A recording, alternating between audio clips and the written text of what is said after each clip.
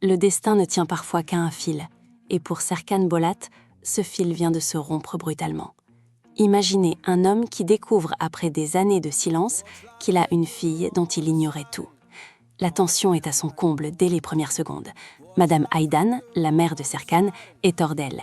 Elle exige de connaître l'adresse de ceux qu'elle appelle ces gens pathétiques qui lui ont caché sa petite fille.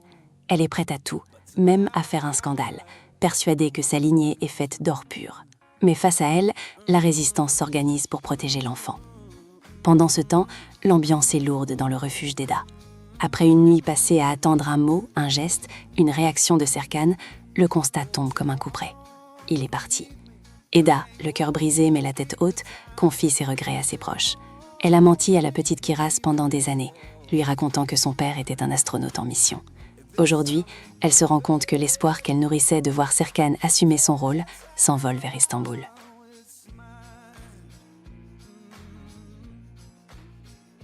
Mais le drame ne s'arrête pas à la vie privée. Sur le plan professionnel, c'est le chaos total. La riche et capricieuse Madame Deniz apprend le départ de Serkan et entre dans une colère noire. Pour elle, le projet n'a aucun sens sans le charisme de Bolat. Dans un accès de rage, elle annule tout et licencie l'équipe sur le champ, laissant ses collaborateurs dans le désarroi le plus complet.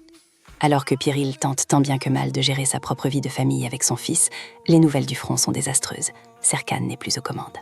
Pourtant, un coup de théâtre survient. Contre toute attente, Serkan réapparaît. Il est de retour, mais pour quelle raison ?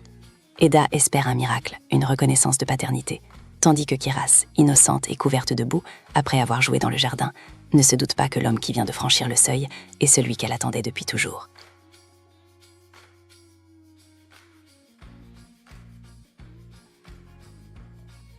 Serkan Bolat se retrouve face à Madame Deniz, une femme aussi influente que redoutable, qui ne cache pas son intérêt pour lui.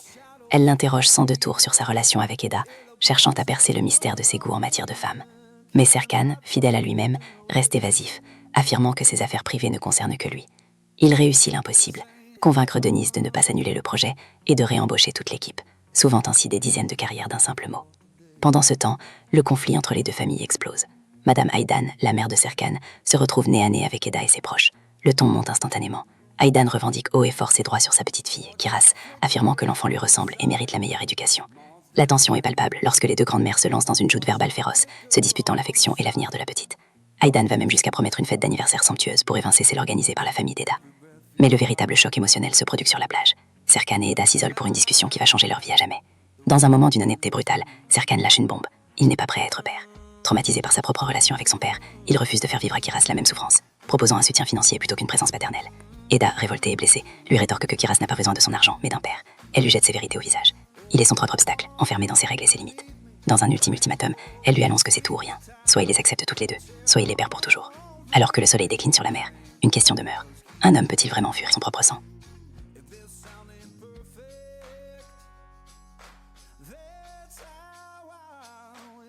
Alors que le choc de la révélation s'estompe, la réalité reprend ses droits. Mais le cœur d'Eda reste lourd. Après l'affrontement déchirant sur la plage, les nouvelles de l'obstination de Serkan se répandent. Il a officiellement refusé de prendre ses responsabilités de père, affirmant qu'il ne veut pas que Kiraz vive l'enfer qu'il a connu avec son propre père. Pour Eda et sa famille, c'est l'affront de trop. Elles décident que Serkan peut bien disparaître de leur vie. Elles élèveront Kiraz comme elles l'ont toujours fait, avec amour et force. C'est alors que Madame Aydan, la mère de Serkan, décide de prendre les choses en main. Hors de question pour elle de laisser sa petite fille s'éloigner. Elle échafaude un plan audacieux, presque machiavélique, pour forcer le destin. Elle est convaincue que si Serkan passe ne serait-ce qu'un peu de temps avec Kiraz, le lien du sang fera le reste. Et l'occasion se présente plus vite que prévu. Par un concours de circonstances habilement orchestré, Serkan se retrouve seul à garder Kiraz. La scène est à la fois comique et bouleversante. Kiraz, avec sa répartie d'enfants, demande à cet homme qu'elle ne connaît pas encore vraiment de l'aider à lasser ses chaussures. Serkan, d'abord maladroit, finit par s'agenouiller. Dans un moment de pure complicité, il lui apprend à faire des oreilles de lapin avec ses lacets. À cet instant précis, la barrière de glace commence à se fissurer.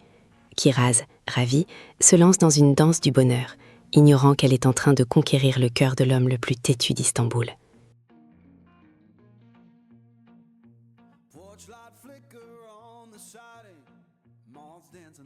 Mais la paix est fragile. Alors que Serkan commence à ressentir des ondes positives, les affaires reprennent. Des invités italiens arrivent pour un projet colossal et Eda se retrouve au centre de toutes les attentions. Serkan, partagé entre sa fierté professionnelle et ses nouveaux sentiments de père, semble enfin prêt à sortir de son cercle vicieux. Le plan d'Aydan fonctionnerait-il déjà ? Alors que Serkan commence doucement à se rapprocher de Kiraz, la tension professionnelle et familiale atteint son paroxysme. La scène où Serkan aide Kiraz avec ses chaussures laisse place à un moment de tendresse inattendu. L'enfant, percevant la tristesse de Serkan, lui offre un conseil innocent mais profond pour sortir de ses cercles vicieux. Kiraz avoue même que Serkan commence à lui plaire, ignorant encore qu'il est son père.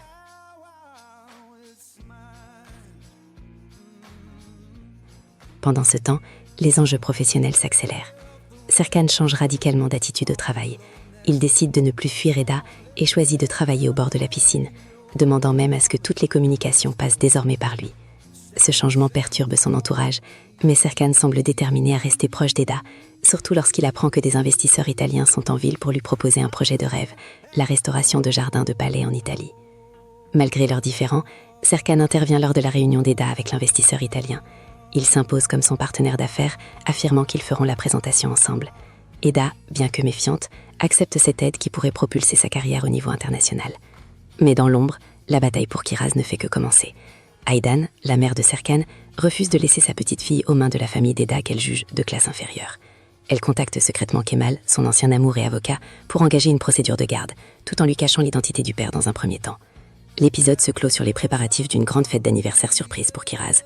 Aydan sollicite l'aide de Denis pour organiser un événement inoubliable, affirmant que cette petite fille est désormais la priorité absolue pour elle et pour Serkan.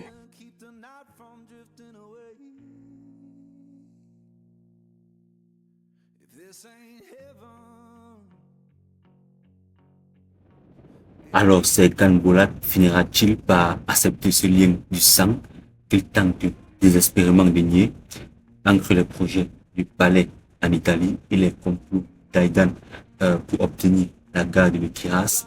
La guerre ne fait que commencer. Eda restera-t-elle forte face aux pressions des Bolat ou le cœur finira-t-il par la porter sur la raison? Une chose est sûre, personne ne sortira indemne de ce face-à-face. Si vous voulez connaître la suite des trahisons et des moments les plus chocs de vos séries préférées, ne partez pas sans vous abonner et activer la cloche de notification pour être les premiers sur l'info. Alors dites-moi en commentaire, selon vous, Serkan mérite-t-il le pardon d'Eda après avoir rejeté sa propre fille? J'ai hâte de lire vos théories. Merci d'avoir regardé la vidéo jusqu'à la fin. Alors n'oubliez pas de vous abonner, de partager la vidéo et liker pour nous soutenir. Alors, on se retrouve très vite pour le prochain épisode. Ciao, prenez soin de vous.